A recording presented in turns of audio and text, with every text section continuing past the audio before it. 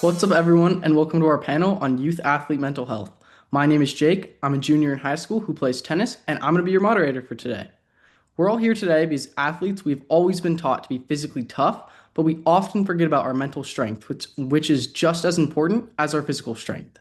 Today, we're going to be breaking the stigma and having a real conversation about the pressures that come with being a student athlete, and we'll be discussing how we can better take care of ourselves when we are off the court and field. Before we jump into it, I just want to say a quick reminder that we are going to be sharing our personal experiences. So if you're watching and struggling, please reach out to a trusted adult or counselor. We have a lot of great panelists joining us today. When I call your name, can you please share what sport you play and what grade level you're in? Quaid, we'll begin with you. Hi, my name is Quade Kelly. I am an 11th grader and I play water polo. Okay, Abby. Hi everyone. My name is Abby Kim. I'm in 12th grade and I play competitive field hockey. Okay, Campbell. My name is Campbell Rose, and I'm in 11th grade, and I play lacrosse. And then Natalie. Hi, my name is Natalie. I'm a freshman in college, but all throughout high school, I ran track and cross country. Okay, perfect. And with that, let's get started with the first question. Many athletes struggle with the concept of their sport being their whole life and identity. How do you personally balance the student and the athlete parts of your identity? Quaid, we'll start with you and then we'll go to Abby. Yeah, it's a great question. So my name is Quade. Quade means four, and it's inspired by the 4 points of the compass. And I don't know if you guys know, but a compass is a very powerful directional tool that's, if you think about it, really supposed to help you navigate daily directions. So the question is, what is your compass? So what are your beliefs and your priorities? How do they shape your habits? Because for me, my 4 points are based on my value systems and my priorities. They are learning, athletics, exploration, and my north point is service. And at my core is a faith story centered in the belief that every person matters and has a story. Things are always shifting, and if you can find your compass, you always see your identity as a grounding force. When I struggle most, I go to service. When helping under others, it becomes fairly clear what is important. Looking at athletics, I'm amazed by some of the incredible things people can do with their mind and their bodies. But I am most inspired by athletes that use their experience to serve their communities.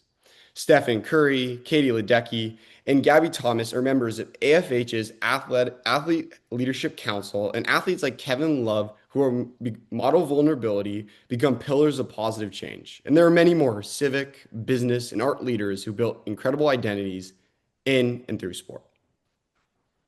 Okay, perfect. Quaid, I really like the thing you did with the compass. That was really awesome. And then Abby, we'll go to you. Yeah, I think it's a common questions a lot of parents have of how to help their student navigate balance in sports and identity. At least for me, I've learned that I function best and I have the most support when I insert myself into different community hubs in my life. So I know that school and academics give at least me a place I can return to that's like tied to my performance as an athlete.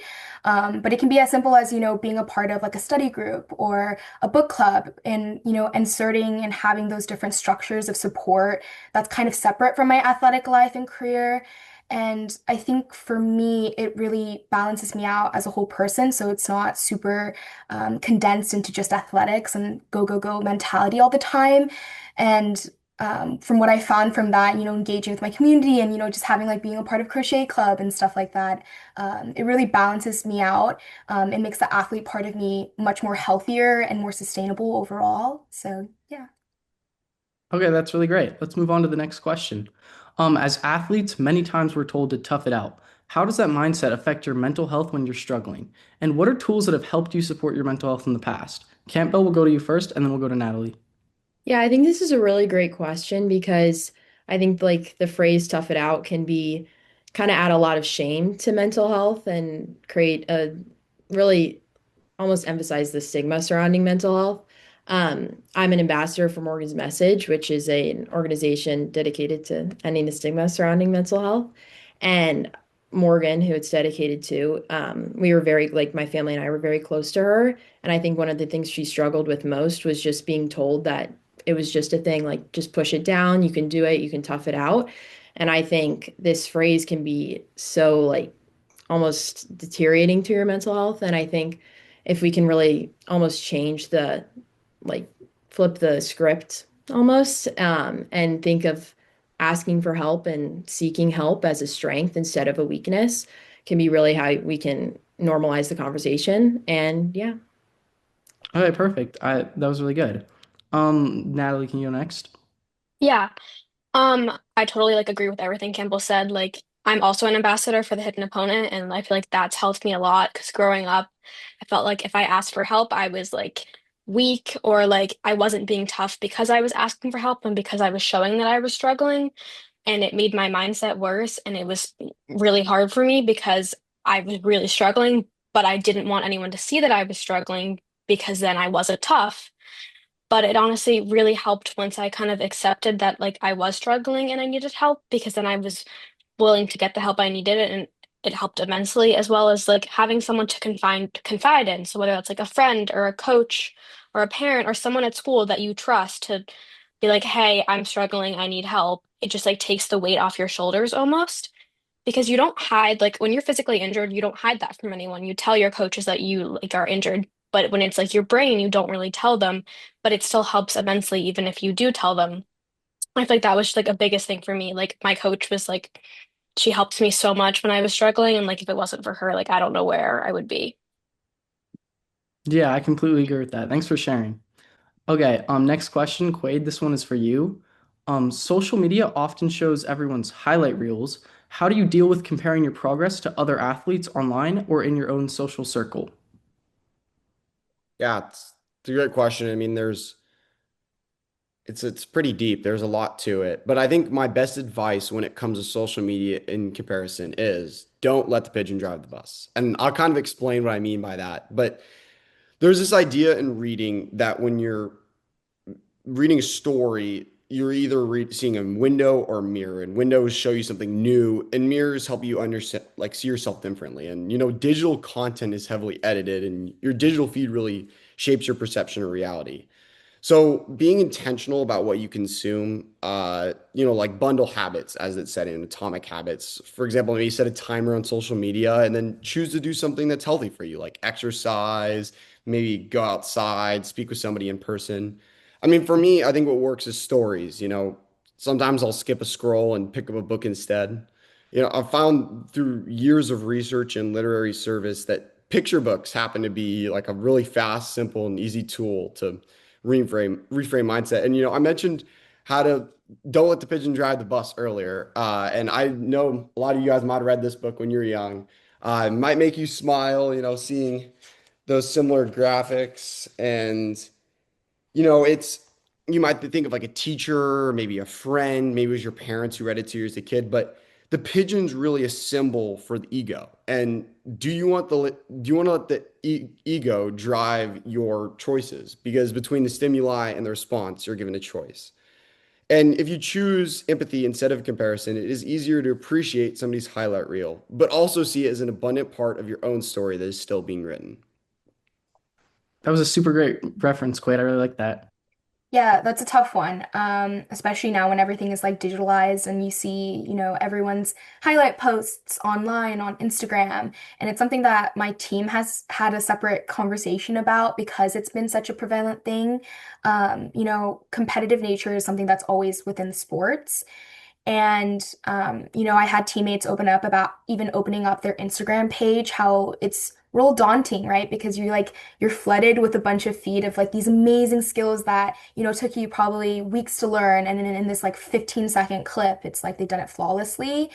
And I think there's two parts of that. The first one is that understanding that it's a glimpse into like you don't know how much effort went behind that film in that video, and that everyone makes mistakes. It's you can't judge a performance, and you can't compare yourself to a near perfect clip that's been cultivated and accumulated to exactly look perfect. And the second part of that is I think the mentality that I've shifted myself into is see other people's success vibrantly as a way that of like how I can get better and how I can improve as an athlete. And so rather than being like, oh my gosh, like she's so advanced, they're so ahead of me, or they're playing at a much quicker speed than I am, it's more of like, okay, that's a cool trick that she did. Let me learn that. And then like learning and growing from those clips rather than kind of comparing as much. And I found that so much more effective and helpful than, only kind of viewing it as like with a judgeful eye. But yeah. Yeah, I can really connect to that. Thank you for sharing, Abby. And moving on to the next question, what is one thing you wish coaches or parents understood about the mental pressure of high school and youth sports today? Abby, can we start with you? Yeah, I think this is an excellent question because there's such a steep power dynamic between, the coach and even your parent. One thing, at least in my my athletic hub and in my field hockey place, there's a quote that my coach is always kind of harped on that Billie Jean King always used to say, and it's that pressure is a privilege. And it's something that every athlete, every friend that I know, carry deeply with us because it is a privilege, to be out in nationals and be able to perform on at the level that we're performing at. And I think I wish more adults and coaches understood that pressure doesn't turn off when practice ends. And even though we carry, that very deeply with us as athletes and understand how much, effort that goes into building this, building up to those great moments. Pressure follows us home into our sleep and how we see ourselves. And when sports become the main way we almost objectify and measure our worth, mistakes can start feeling like judgment of who we are and not just how we played. And so I think the biggest thing I would, say it sounds so simple, right? To acknowledge that that's something that's going on, but I think it's the small things that really make the biggest impact sometimes. And that support doesn't always mean like pushing athletes to be tougher, right? There's an oxymoron with athletes where athletes are supposed to be strong, and then mental health is kind of this weakness that kind of conflicts against it. And I think even just it could be as small as, speaking up and just acknowledging as a parent or as a coach that, hey, I see you. That's probably the best thing you can do in support of your child or in support of your athlete. It's those small moments that really make the biggest impact, I think, on a daily. Yeah, I completely agree with you, Abby. That was really great. Campbell, can we go to you next? Yeah, I completely agree with everything that Abby said. I think that there's like a constant expectation, and you're always constantly comparing yourself to other people, whether that be in your sport or out of your sport. I think on and off the field, like you're gonna go home and you have all this pressure from sports, and you're just being an athlete, you have a lot of pressure, kind of what Abby was saying. Then you go home and you have pressure from school and pressure from, whatever that may come from, but I think I kind of think of it as like a stack of books almost. Like you get all this pressure stacked up, and then your mental health always ends up at the bottom. And I think encouraging the conversations and really like as coaches and as parents, just being there to support either your players or your kids, like I think prioritizing their mental health and see like because sometimes just ourselves like we can accidentally push our mental health down to like the bottom of that stack and not even realize it. I think the support from like adults and just your coaches and people who really all of us look up to can make a really big difference in an athlete's like long-term confidence and their overall mental health. Sweet. Thank you for sharing, Campbell. That was a super great reference. Okay, this one is for all panelists. Can each of you share about difficult times you experienced as an athlete and what are tools you used to get through that difficult time? Abby, could you share first? Yeah, for sure. I think for me, like I said, I'm in California. I'm based in the Bay Area, and I play field hockey, which is quite uncommon sport. A lot of people don't even know, at least when I try to hold a conversation here with my friends, they're like, oh, it's like, is that hockey on grass? And the depiction I like to paint is there's 5 clubs here in the West Coast, and there's like 500 clubs in the East Coast. And so, for instance, I don't have a field hockey team in high school, and a lot of my teammates were all competitive, and we're all playing to get to the Junior Olympic qualifiers and Junior Olympics. And I'm off a semester. And that's really hard because it paints this picture that I'm not prepared going into club season. And it always, at least for me, feels like I'm behind all the time. And it's just an awful feeling to have when, I'm qualifying for these big national tournaments, I'm getting selected. Um, and it's like, navigating those, external pressures and those internal pressures that I'm feeling like as an athlete. And those are really difficult to do when you put so much at stake and when you feel like so much is on the line. So for me, I was introduced to this breathing, like I'm huge on breathing and storytelling. Those are the two things that I like mainly use and go to and lean on. And so I use this app called Wim Hof. And it's like super quick. It's like meditation, and you basically can do 5 minutes of just calming down and regulating your breath. And I found that so effective. My family, we all use it whenever we have like big speeches, and we just do it on a daily because it really slows your day down, especially with the go mentality that sports has. It's just amazing to use before a big tournament, before a big game. And the second thing is, like I said, is storytelling for me. And so, I've used these outlets like Athletes for Hope to be able to just, hear other people's experiences to make sure that I don't feel alone and that I'm not going through this thing and it's like super uncommon, because sometimes verbalizing the most simplest things are just so refreshing to hear. And, being a part of those communities, and especially I think I reached out to like Lucia and Kevin Love Fund for like those one-pager notes, and those have been super helpful to just read and kind of internalize and sit with. So. Yeah, those are some super great tools. Thank you so much for sharing. Campbell, could you please go next? Yeah, I mentioned earlier I play lacrosse, and for lacrosse, like the recruiting kind of season starts really up your junior year of high school. So that was this past fall for me, was when like you start hearing from coaches and all of that. And I think just going into September 1st, I was definitely very nervous, not because of just because of everyone around me. I feel like I'm on the East Coast, so there's 1,000 players on this in this area, and like a bunch of my friends play lacrosse, and it's just a very stressful time because there's so many of us trying to go so far, like Abby was saying, and just trying to we're all trying to reach the same goal of playing at the collegiate level. And I definitely like experienced some anxiety and just being nervous about the entire process. And I think I relied heavily on my family and my friends, and definitely like I looked towards Morgan's message and like all of these different, I'm big on breathing as well. So I did like the night like countdown from 90 from threes. It sounds really weird, but I think just those little things really helped me just be okay with whatever was going to happen. And I think, I mean, taking care of your mental health should not be selfish. It's not selfish at all. So I think just sitting and just being okay with whatever happens, and just knowing that what I've done and what I am doing is the best I have given out. And like, I want to show up my best. So I want to be my best. And if my mental health is not the best, then I'm not going to be the best version of myself that I want to be. So just really making sure that my mental health was all good during the entire process was really important to me, during just the entire recruiting process. Yeah, I completely agree with you. Those were some great tools. Thank you for sharing. Natalie, could you please go next?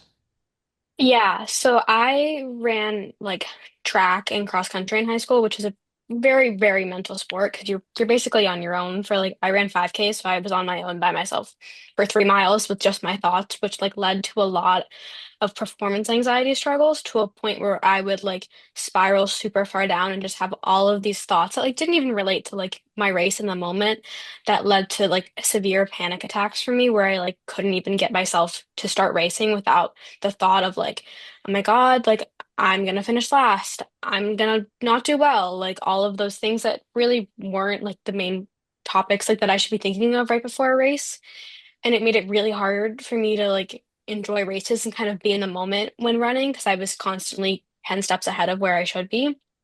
And so one of the biggest things that helped me was also breathing, and like kind of starting to ground myself and bring myself back to the present moment. And one of my soccer coaches, like in middle school, taught me this like trick that like you could do kind of just like if you're in like a team meeting and you're just like quietly trying to work on your breathing, is kind of using your hand, and like as you trace your hand up, you breathe in, and as you go down, you breathe out, and it kind of like brings your awareness back to your body because you're actually like you're feeling your hand and you're feeling your skin, but you could do it like with your hands by your side while you're sitting and no one will notice, and it just kind of helped me like bring myself back to the present moment and be like, okay, here's where I am. I'm not thinking about something that's going to happen 10 minutes from now or something I need to do tomorrow or my next race. I'm going to think about where I am right now and just do my breathing and like bring myself back to the present moment, which really helped. Yeah, that's a super great tool. Thank you so much for sharing. And finally, Quade, can we go to you? Yeah, so I'm playing water polo at the Olympic development program level.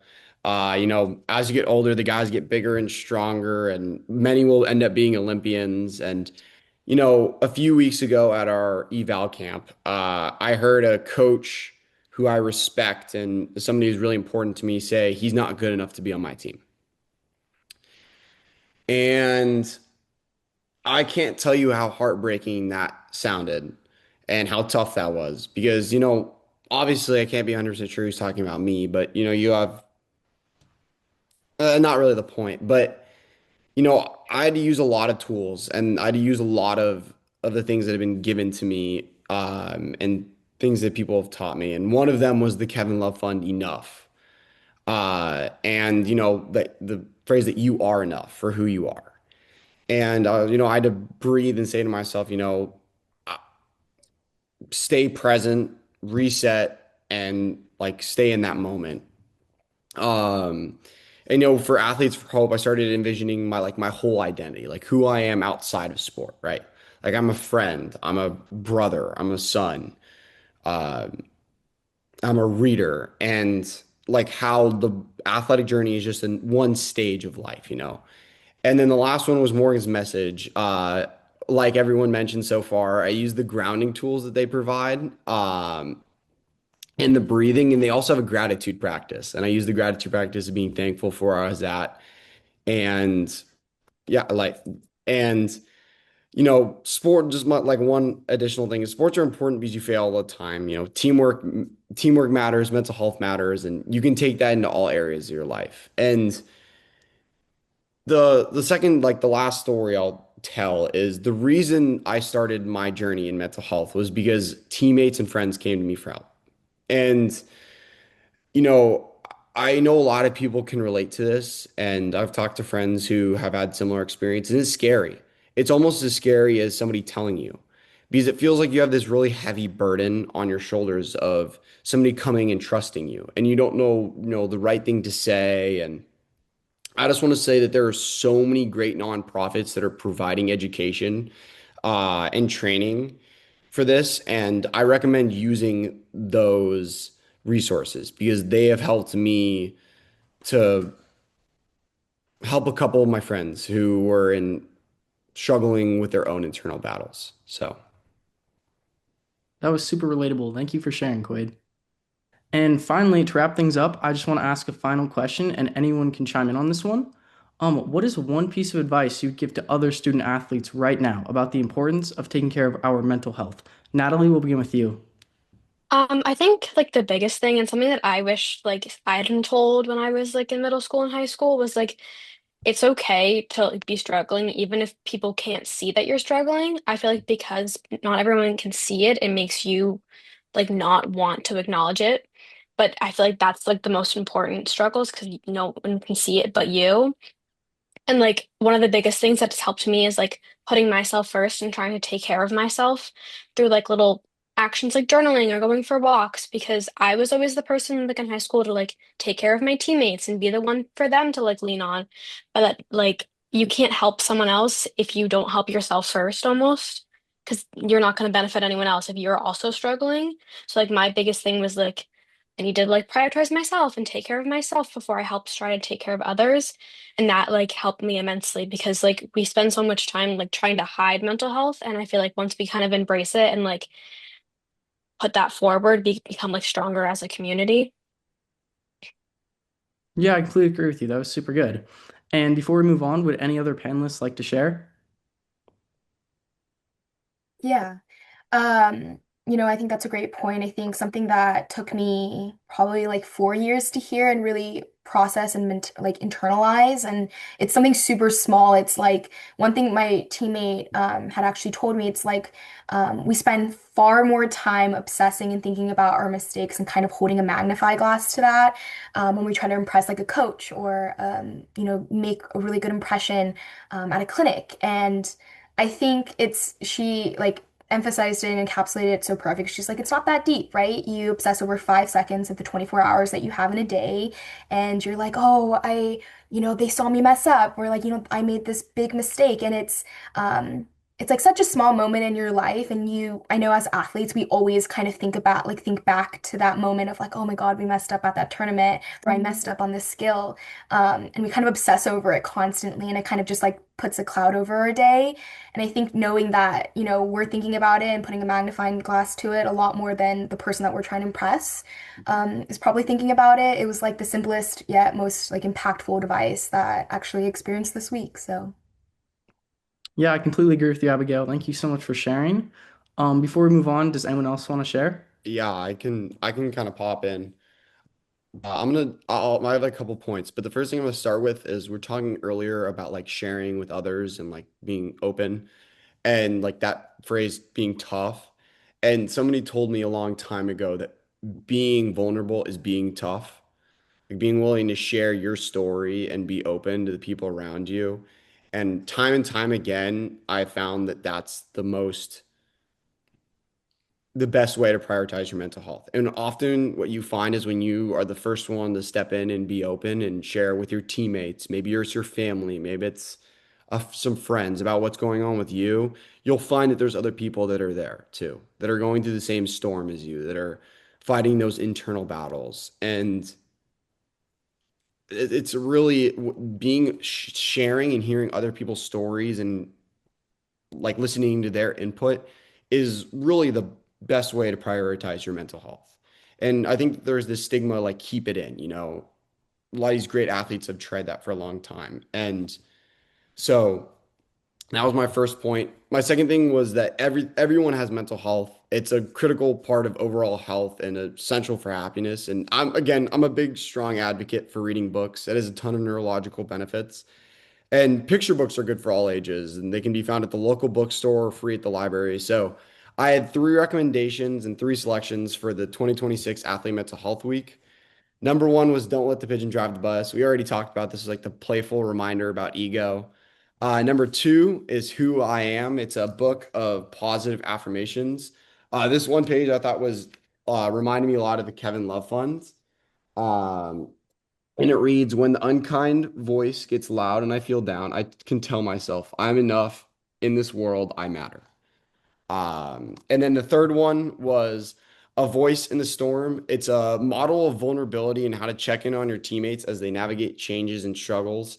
And then finally, last one, I don't have it on me right now, is if you're looking for a deeper dive into psychology, I would recommend Atomic Habits. I referenced it earlier, but it's a great resource to help you structure time with priorities and to gain confidence. And your habits build your behaviors, and behaviors build your identity. So that was my last additional note. Perfect. Thank you for sharing, Quaid. I really liked all your references with the books. Before I just want to thank all of our panelists for being so amazing and sharing their experiences with all of us. And thank you to everyone who tuned into this conversation. Remember, it's okay to not be okay, and asking for help is the strongest thing you can do. Make sure to tune into the other amazing conversations from Athlete Mental Health Week, and we'll see you all next time. Thanks, everyone.